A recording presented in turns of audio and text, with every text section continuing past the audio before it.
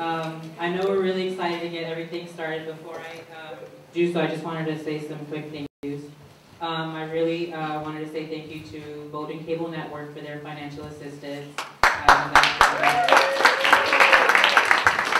I wanted to say thank you to the Africana Studies Department, the Gender and Women's Studies Department, English, Social and Anthro, as well as the Department of Theater and Dance. And the event is being primarily sponsored by the African American Society. And with that being said, I will turn it over to Issa and Madison.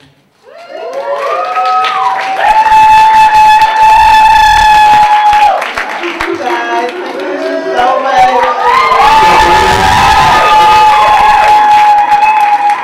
We're so happy to be here, even though it's cold as hell.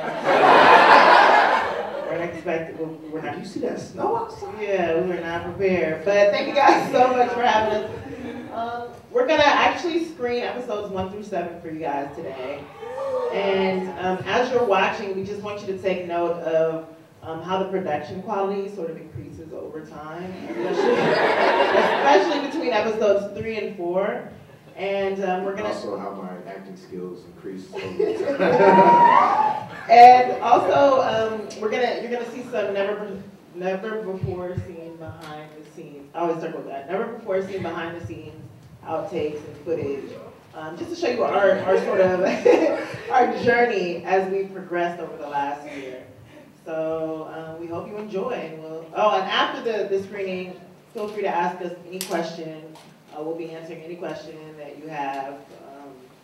As raw as it is, we're prepared. So prepare any questions that you have. All right. So thank you guys so much. Enjoy the screening.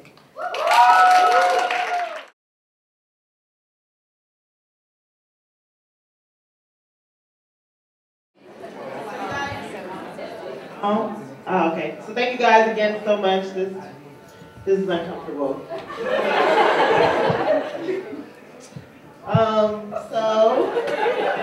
So as you guys can see, if I fall, kind of shaky. Yeah. Is there another chair? That would be amazing. Thank you. So yeah, after as you guys saw from the behind the scenes featurette, after episode 6 premiered, Tracy and I pretty much realized that we had no money left and we were broke because we've been funding the series from our own pockets with just, with some help from some friends, but for the most part, just out of our own pockets. And people have sent us emails offering us to donate, but I didn't really feel comfortable accepting the money just without anything to show for it. So a couple people suggested that we use Kickstarter. And how many guys are familiar with Kickstarter? Okay, great. So for those of you who aren't, Kickstarter is sort of a crowdfunding campaign where anybody with an idea, whether it's like a tech idea, thank you very much, a tech idea or a creative idea, can pretty much put a goal up and solicit funds to support that particular project. So initially we're going to make our goal $5,000 because we're like, people are watching the series. But Black people watching, I don't really like to give money. Put that as our goal. And our cinematographer, Shay, was like, are you guys crazy? Because at that time, we were averaging about 60,000 views per episode. So he was like, if half of those people gave $1, you would have $30,000. So we were like, okay, we'll give it a shot. And in 30 days, we were able to raise almost double our goal, and we got to over $56,000 to continue 5 episodes, including a 25-minute season finale that premiered in January. So we've completed the series, the big decision aired, and that's where we are right now. We're working on season 2 currently, trying to make it happen and secure funding yet again, but that's where we are. So thank you if any of y'all donated. Woo! I got my shirt! So at this point, I wanted to open it up for questions. So feel free to go on ahead. Do you feel like you're awkward, or you're just like, you're not awkward and you're just trying to do things really well? I always say that I'm 30% awkward. Like, I'm not as bad as Jay. I'm not as insecure as she is, but I definitely have my moments where if I run into someone in the hallway repeatedly, then I'll be uncomfortable. I think Fred's character comes off as cool a lot in the show sometimes, but in real life, pretty awkward.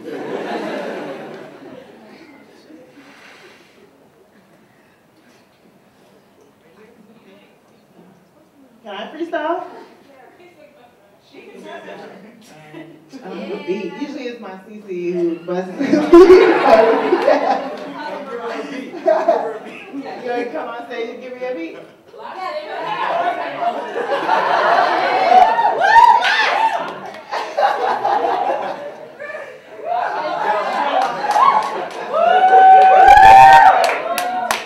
jump that beat.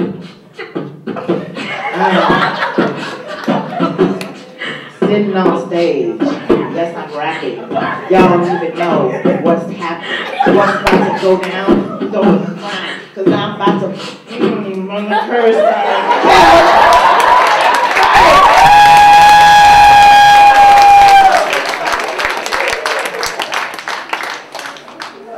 In the peak, yes. So you mentioned that you guys are now trying to like shift it to, I guess it's season 2. And is that going to stay a web series, or are you hoping to kind of like be picked up, I guess, on like regular TV or broadcasting? And if so, like I think your show is very like distinct from like other like black TV shows that we have out now. I'm thinking of all the time like Gary Lee around for the other guys right now. Yourself like if you did get like picked up on, I don't want to say like ET or even like TBS or something kind of like different from like what we kind of get now. We always go back and forth about this just in meetings, and like staying online for me is pretty much the best way right now, because I just don't feel like mainstream media is ready for a show like this just yet, and that's been demonstrated by some of the meetings that Tracy and I have attended to try to put it on television. Or like for example, we went into one executive meeting, and the minute we walked in, this is for a really well-known network, and the minute we walked in, the executive says, "Oh, you know, seen the show, funny stuff. It's this, you know, typical black woman and her black woman problems. I get it, funny." And I was like, "That's not what it's about, but okay, strike one." And so he continues talking, and he proceeds to say that like black people wouldn't really watch a show like this unless there was a mainstream cast, unless there was a celebrity cast. And you know, he was saying all these things about what black people like to see on television, what black people watch, and he wasn't black, and I am, and I'm like, I know what I like, and everything that you're saying is what I would love to see, but you know, you just don't understand that.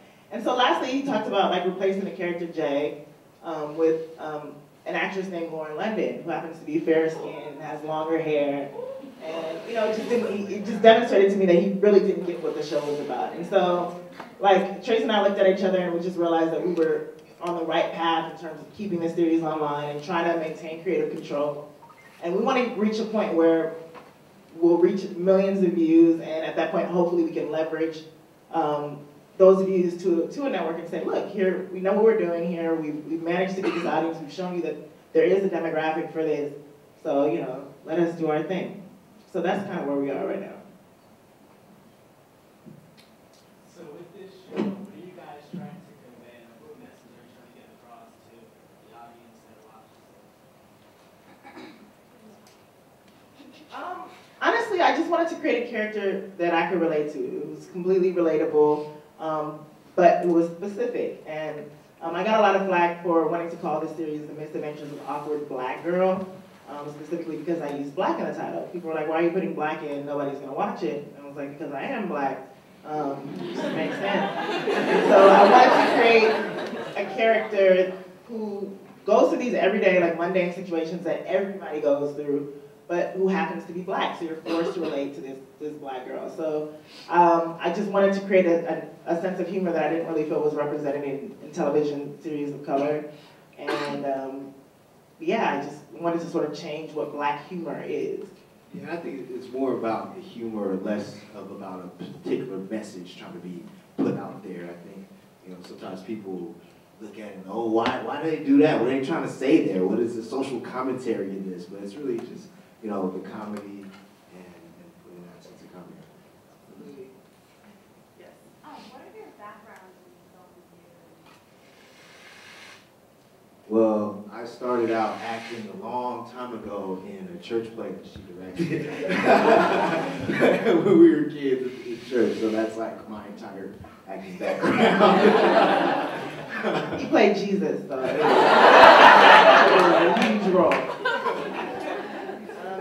I've been acting for, I guess, since elementary school. I got cast in, like, as Demetrius in A Midsummer Night's Dream, which is a guy role. But I fell in love with it and really pursued it until college. And in college, I started writing and directing my own plays. And I met Tracy, and we wrote a film together. And I did my first web series as a senior in college. And all these mediums I got to pretty much explore, you know, throughout college and postgraduate. Right. In the back? So how did you come up with this idea? I mean, what inspired you? I know you talked about, you know, there really isn't a particular message or anything, but what motivated or what sparked that? Watching shows like The Office and 30 Rock and Parks and Rec and Seinfeld, it's a specific type of dry humor that I found hilarious. And I wanted to create a character that I could relate to. And my family is just really awkward. My mom is awkward as hell, and I birthed 5 awkward children. And we always used to share these moments of going through these different situations with people where we would feel sort of uncomfortable or not know what to do in certain situations. So I wanted to sort of express that. And I knew I couldn't be the only one that you know, struggles with dancing at a party when you can't dance, and when you told everybody that you can dance. That actually happened to me.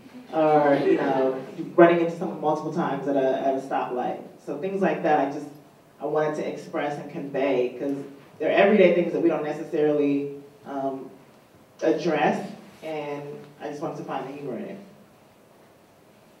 In terms of the script and the like storylines, do you come up with it yourself, or is it like a collaborative effort with like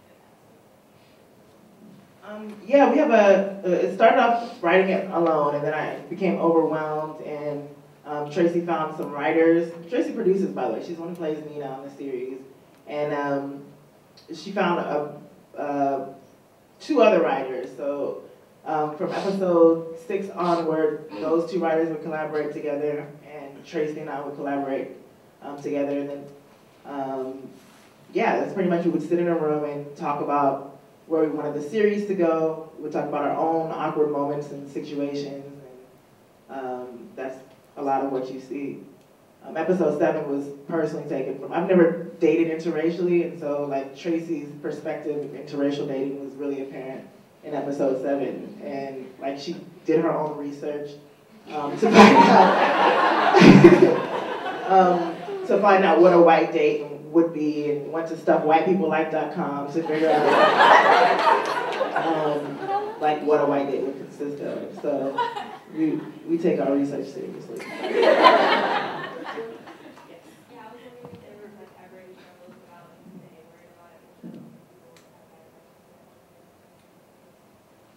Yeah, absolutely. I get called out for that a lot, just through emails of people feeling uncomfortable and feeling like it sort of, it takes away from the series. And I always like to stress that in creating this character, I wanted to create a raw and unfiltered character whose thoughts were just put out there for the world. And, you know, just even as a Black person, if you've never said the N-word, you thought it. If someone is doing something unacceptable, you thought, this. Like, those are Jay's thoughts. And it's also, I think it's kind of true to Jay's character. For example, Fred's character, somebody pointed out that Fred never cusses. So, so it's, you know, that's Jay's character, and there's other characters and different representations of people in the shows. Absolutely. So yeah, I definitely want to stay true to that. When setting up the dynamic between Team White Jay and Team Fred, and I mentioned this to my friends, I noticed that it wasn't just like, oh, well, White Jay's awkward, and it's like, of course they would be together. It was like very much like, how dare she choose the white guy? So like, what was that like in terms of like creating it? First of all, I would like to thank you viewers for creating the Fred and White Jay storyline, because that was never part of the plan. It's funny.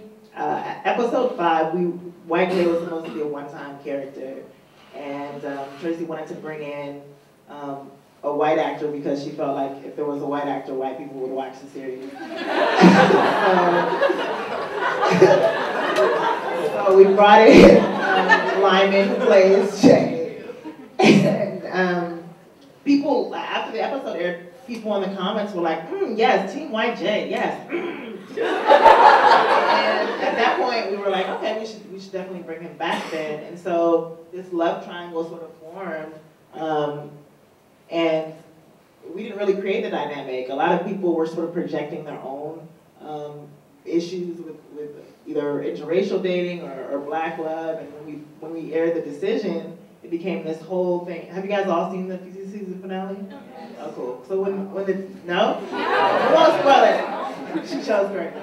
You know what happens. Okay, well when White Jay was chosen, we got a lot of comments that said, you're destroying black love, and what are you doing, and why would she choose him? And we just got a lot. There was so much more controversy. We didn't expect a lot of what came about, but we just realized that it's really a project. It's a product of people's own projection.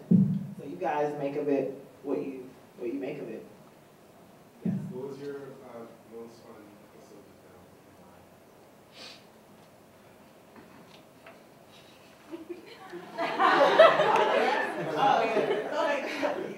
Well, honestly, episode 7 was my most fun episode to film because I didn't direct it. It was my first time where I didn't have to actively be involved. Another director was on set, so that was really fun for me. And then episode 11 with Kevin McCall, that scene was really fun to shoot because it actually made me feel bad about my.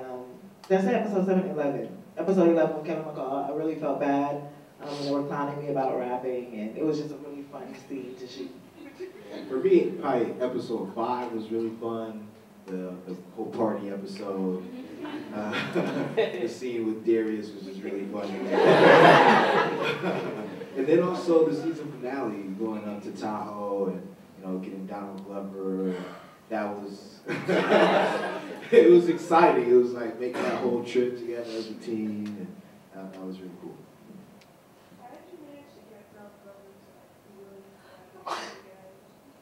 I'm actually obsessed with him in real life. That's not acting. And we got lucky because his sister watches the series and is a fan. And Tracy actually met someone or an exec who's actually friends with him. And so he invited us to the studio one day, and she just put it out there, like, so you're gonna be in our season finale, right? And he was like, yeah, sure, I'm down, whenever. And that was back in I don't know, maybe August or July. And we weren't even thinking about what the season finale was. And so he has a really rigorous tour schedule. And so when we finally figured out what the season finale was, the second to last week of December, we knew, and it had to air January 12th. We only had a 2-week window to get him. And so the only time that he was gonna be in the California area was when he was at Lake Tahoe performing a show. So we actually had to take a 9-hour road trip to go see him, to get those 2 shots and just make it happen from there. But he was really gracious and really down. It was fun and awesome. So what's the timeline of you writing and filming an episode from when you watch? Oh, sure. So our timeline is typically exactly a month. We have a week to write it. Then we do post-production the next week, which consists of finding locations and securing actors and different logistical things.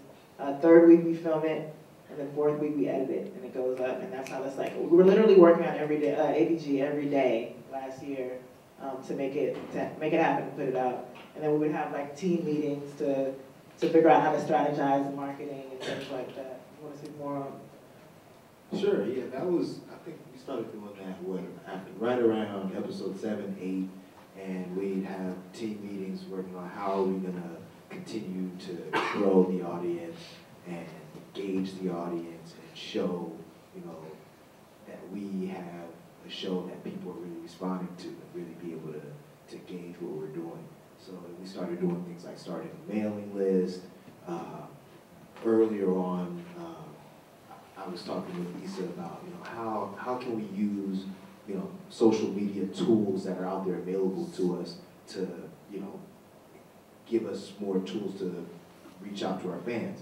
And that's when we started the ABG Facebook page.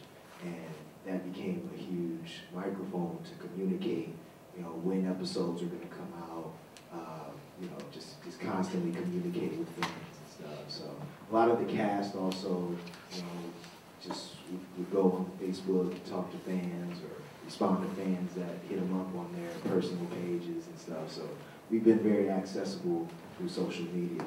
Yeah, social media made the show. Yes. Where did you get for Patty's character come from? Literally just improvisation. I wrote down like, I had my friends come in for episode 2 and I wrote down like what I wanted them to be. And I knew that I wanted like a loud black bitch that was essential for the office, and the girl who's always sick. And so I literally like tossed a coin or like asked. I was like, who wants to play the loud black bitch? And someone was like, me. And then Kiki got to play the role of Patty and just owned it. And just the idea that she'd be fired, like that just came about later in the series, and she killed that one. In the back here. Who's your favorite character? I mean, if you have one. Yeah, it fluctuates. I like Nina's character a lot because it's so fun to, like, she gets to say the bitches things and it is fun. And I love, it fluctuates. I love, I love Patty and Darius. They're really fun to write for. Darius is definitely my favorite character. I watch him and see him just not crack up laughing. And if you notice, like throughout the series, Fred's character and Darius's character like relate to each other. Fred understands Darius, so we sometimes joke about if we could switch roles. Yes. How long do you see this project going for? If it stays online, you know, as long as it's still funny, I don't want to keep putting out episodes that feel forced. So like that's the advantage of being online and being our own showrunners, is that we don't have anyone to tell us, you guys need to put out 8 seasons and that's it. As long as the show is relevant, then and we still have material, you know, as long as it can go on, I guess. Oh, sorry. You can ask first, and then we'll come back to you. I remember before I saw the show, people recommended to me. It was taking me back for a moment, and they said, you should watch Awkward Black Girl. And I was wondering if you had similar experiences when you had to explain your project to people. Well, I have a web series called. Yeah, I usually just say I have a web series. I don't even want to go through the ordeal of saying Awkward Black Girl, but I have had other people experience the same thing where let's say they were recommended the series and they get offended, like, are you trying to say that I'm awkward? Is that why I should watch it? So yeah, I think that's the great part of the title, that it is attention grabbing in a sense, and you kind of want to see what people think of you. Why would they recommend it to you? You got it again. I just completely blanked. Okay. Yes. Do your personal salaries come from merchandise and donations, or do you have to work on the side, or how do you? Yeah, for the most part, personal salaries are non-existent. Like we get we get funding from college tours, we get funding from Kickstarter really helped to sort of fund this series. But for the most part, we're still trying to find a way to really monetize, and that's what we're looking for season 2. Merchandising does help, and sponsorships and ads. So, Yeah. You know, sponsorships, like in the season finale, we had several sponsors that were in the end of the episode and stuff like that. But for the most part, we just work really hard and eat top ramen and kind of look like college students. yeah, nobody's making a living off of this series just yet. In the back? Kind of a related question, like, so since you're putting out, like, clearly really personal experiences and just, like, talking about being awkward is really awkward, and, like, so you're like, putting out a lot, like, what are you getting in return from having this series? The series has got a lot of exposure, and my main issue with television today is just that it doesn't represent us well at all. It doesn't represent communities of color in any way. We're not multidimensional according to them, and I just want, the fact that the series is getting attention, executives of these popular networks are taking notice, and like, I want to treat this as a movement to change the face and landscape of television. So in a sense, that's what I'm getting in return. Like, people in the cast, we're all getting different, opportunities as a result of this series. So it's allowing us a lot more opportunities than we would have if the series didn't exist. That's for sure. I get a chance to, have an opportunity that is not there for a lot of people, and to show what I can do in terms of being a marketer for a media property, or being an actor, or doing different things that a lot of us have talents but don't always have the opportunities to showcase them. Yes. I have two questions. One, can you play the guitar? And two, how was it for like Boss Lady getting into character and like character was a little bit much? Yes, I do play the guitar. And yes, Boss Lady is funny. I feel like sometimes she used the show as an excuse to get braids, because literally the second episode, that was her premiere episode, and I didn't have the line, how are we gonna go get cornrows now? She was like, she added it. She was like, I should totally say that. Yeah, that's funny, add it in. And so then she called me when we were doing episode 3, and she was like, hey, I was thinking maybe I should get braids. And I think she thought that cornrows meant individual braids, because that's what she really wanted. And I was like, oh, that'd be funny, but no, we don't need it this time. And then episode 4, she called me again. She was like, do you want me to get braids? And I was like, what would be really funny is if you walked in with cornrows. You should actually get those done. She was like, okay, fine. And so she came in, and she has to take transportation, public transportation rather, to set. And we made her an appointment, but she had to get her hair done 2 days in advance before the shoot. So she has a 9-to-5 job, and was going to work like this. So she came into set on the bus, came to Inglewood. She lives in Koreatown, and had to make the trek across LA to Inglewood, which is the hood, on the bus. And she gets to set, and is all disheveled, and is just like, you guys would never believe the looks that I got on the train. And she added the color and all that herself. That was all her doing. So she was in pain. She didn't realize how painful it would be to get her hair braided, but she's a trooper. She's a trooper for different hairstyles. She's worn them well.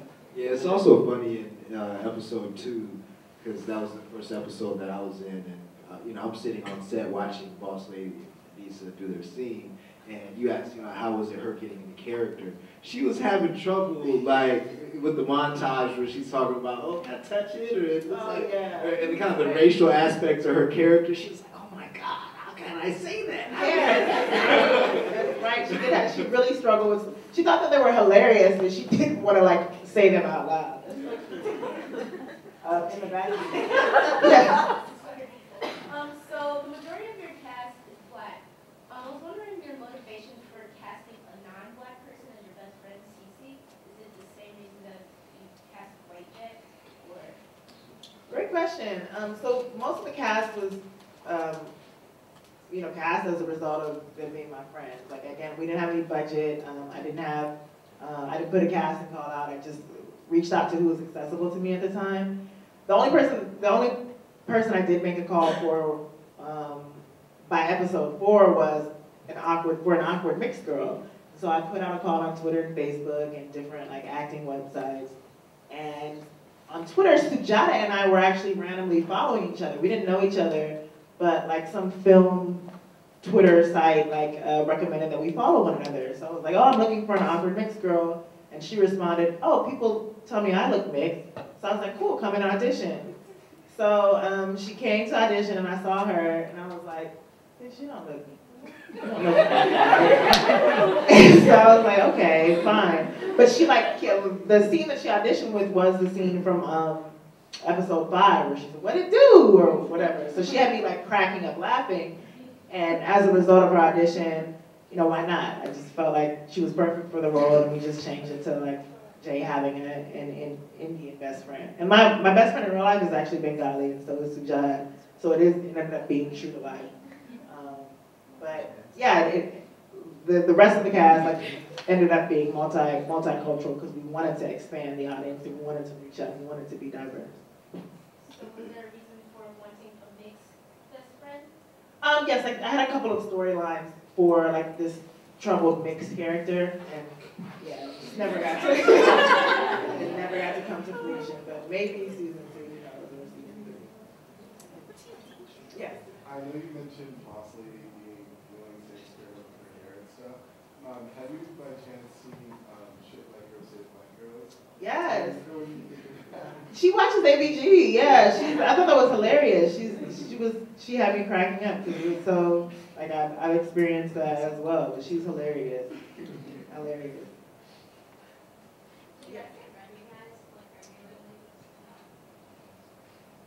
Yeah, now we do. Like coming on the airport, at the airport on our way here, we got recognized. It does happen. Not animated, no. Nobody was there. In LA, but yeah, it's happening more often. It always catches me off guard. Like it's a surprise. It's crazy that people who aren't your friends and family are excited to see you. So. Yeah, it's been interesting how as the show would grow, like month to month, it would be like, okay, I got recognized 2 times last month. This month I got recognized 8 times, so the show must be getting bigger. So you can like feel the proportion. It's really cool. What advice would you give to someone who wants to start like a comedy series like that? Honestly, I would say, I would reiterate the advice that was given to me. I was sitting in a class one day, and this executive from CBS comes in and says that a lot of these networks and studios are just looking to the web for content. He was like, if you're a writer and you have actor friends or director friends, you guys work together and collaborate and just put your stuff out there. And my second web series that I did was a result of his advice. My little brother had a music group.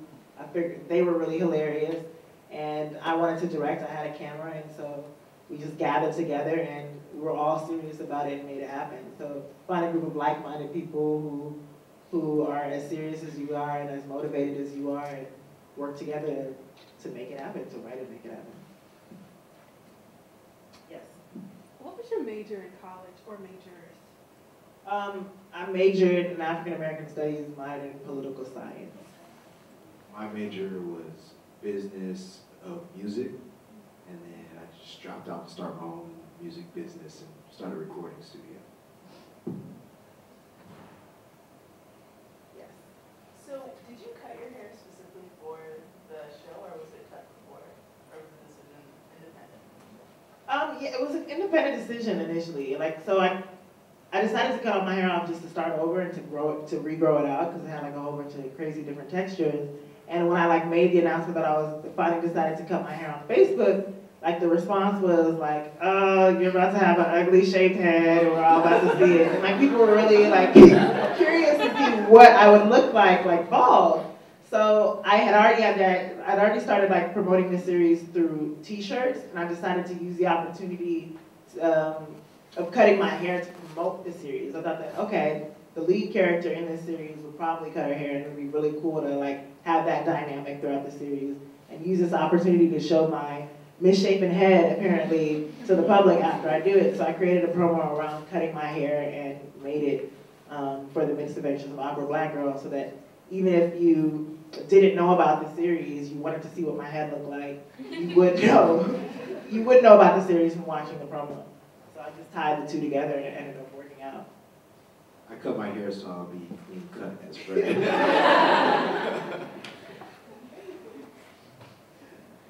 Yes. You both have very nice shaped heads. Thank you. Thank you very much for validating it.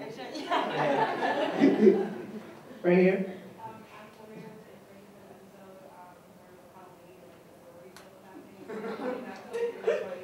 Thank you. Tracy and I are really just immature and went to a college where a lot of the Greeks took themselves really, really serious. And so we wanted to just create this work environment where this sorority girl decides to haze the office and just really takes her role as a sorority sister way too seriously. So that was a lot of the cast had a lot of fun. That was the most active we've ever done, doing stunts and jumping into boxes and And we wanted to do a Halloween episode. That was another thing. Like, Tracy and I love the 90s, so 90s television, when they would do, like, freshmen would have their Halloween episode and be completely different, and sometimes it wouldn't make sense. That's what we wanted to. You know, that might have been one of the funnest episodes to shoot. Absolutely. Because on set, we do a lot of joking around and just laughing and just hanging out. That's why, you know, we really have become a family as you know, the ABG cast, because we spend so much time on set just laughing and joking and having fun together. Yeah, we started shooting that morning at like 9 a.m. and didn't finish until about 2 or 3 that day, 2 or 3 in the morning. So it was like an 18-hour day or something like that. I did the math wrong, but you can count. And that was actually our most controversial episode, like in terms of the most dislikes we've ever had for an episode. Some people didn't get that it was supposed to be a Halloween episode. Some people didn't find it funny. Some people were like, I love 1 through 9, but episode 10, F y'all. Y'all never watching again. So like, it was really, really hard for, like, that was the first time we experienced like direct criticism for the series. So people either love that episode or hate it. So thanks for loving it. You in the back, Nikki. Was a lot of that criticism from making White J Obama, or was there any? Oh no, it was actually for 10.1. People loved, that was, people were upset that White J wasn't in 10.1 as well. It was a 2-part episode. So the most dislikes were for 10.1 because it was this Halloween episode where Nina Hayes, the office, and we referenced school days, which a lot of people didn't get. School days in New Jack City. And yeah, it was just like heavy on references. But yeah, 10.2 people were happy again because White J appeared. So was the whole spoken word thing set up like a roast now? Oh, thanks. Once again, immaturity. Again, at Stanford, people would really take their spoken word roles really, really seriously, and Tracy and I would always poke fun at them behind their backs. And so we thought it'd be fun to sort of poke fun at the people who take spoken word too seriously.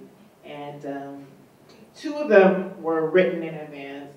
The first 2 characters, we wrote those pieces. The first one sort of improvised, and then with the ICU white chocolate. And the 3rd piece, all I told my friend to do was to write a ridiculously raunchy, like uncomfortably sexual piece about interracial dating. And she was like, I got you, girl. And we had never heard it before she performed it. So I informed the extras before we shot that they were going to hear a really bad spoken word and just to pretend to like it. So they were like, oh, okay. And then by the time she came on, they were like really into it. They actually loved the piece. So they were like, yes, yes. So it was pretty amazing. Yes. So I can understand like people being like seeing you, recognizing you throughout, and being like, well, maybe not you as much as like people are like, oh, Brett sucks, but just. Is that what you would do if you saw me in public?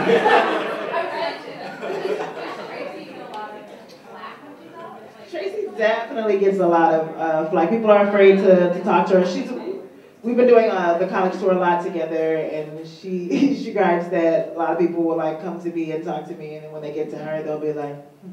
But then, you know, they hear her speak and they realize that she is really nice. But going out, yeah, people are really afraid to speak to her. And she talks about one time when she went, she went to a screening and like she noticed that this group of, she was in the lobby and this group of people like were like turning to look at her and were like talking about her. So she was all like insecure.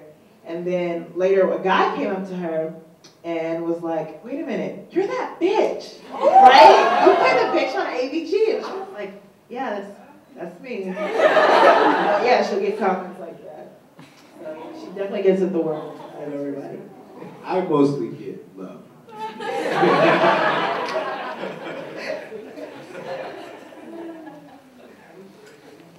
Thank you. So if there are no more questions, that's it? So we want to thank you guys so much yet again. There's actually merchandise available if you guys would like to purchase it, or if you'd like to ask me questions or give me pictures. But thank you guys so much again for coming out, and we really appreciate it. Thank you.